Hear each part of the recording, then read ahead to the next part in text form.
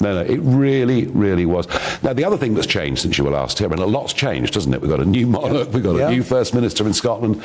Boris Johnson, you had great hope, I think, for your relationship with Boris Johnson as Prime Minister. How do you think it all ended?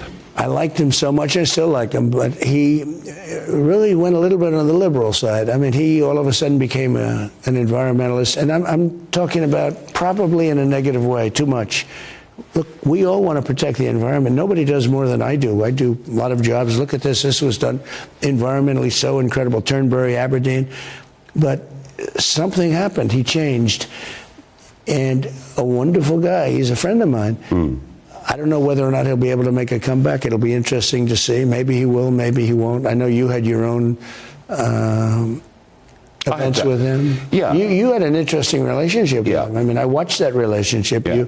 You sort of got along, and I helped him a lot. Eventually, you got a little bit tired of it. Yeah, I know. I helped him enormously. No, I helped him enormously, and I kind of was a bit disappointed. I felt that kind of the Brexit deal wasn't really the right deal, was the way that I looked at it. I think, and I think much of your administration had reservations about that deal. But we've got Rishi Sunak now. Well, when I looked at what you were paying, I said, why are they paying so much? It was a lot of money. Yeah. Now, I'm not involved in the deal. You do what you have to do. But you were paying tremendously for that deal. And I had another way of doing it. I told you the way to do it.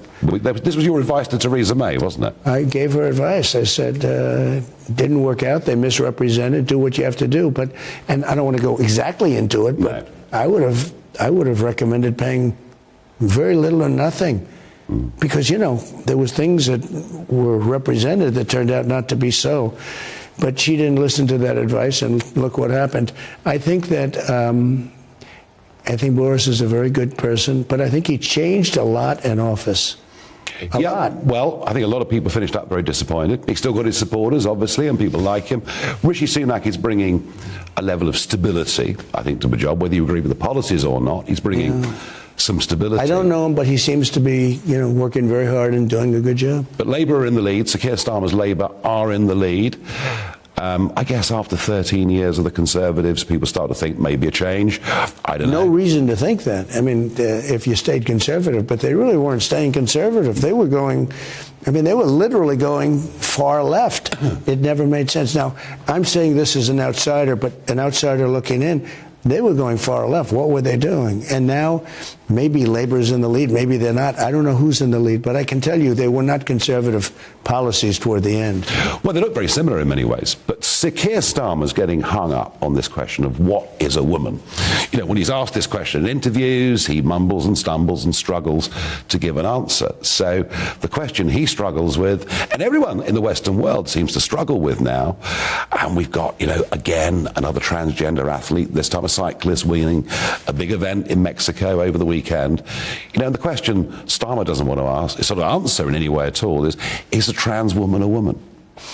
So, look, when I see men participating in women's sports, when I see records being broken, like you say, the big event with the cyclist, and pretty easy victory from what I understand, I think it's very unfair. I think it's very disrespectful, actually, to women. I talk about it all the time. I don't do it for applause, but I will say one of the biggest hands I get is when I say we will not allow men to compete in women's sports. Weightlifting, swimming, running. It's so unfair. I think it's totally disrespectful. And the records are being broken, like sometimes by a lot. And I think it's a very bad thing. Yeah, this actually appears to be at the moment maybe Starmer's Achilles heel, because we've seen with Sturgeon how public opinion changed on gender recognition.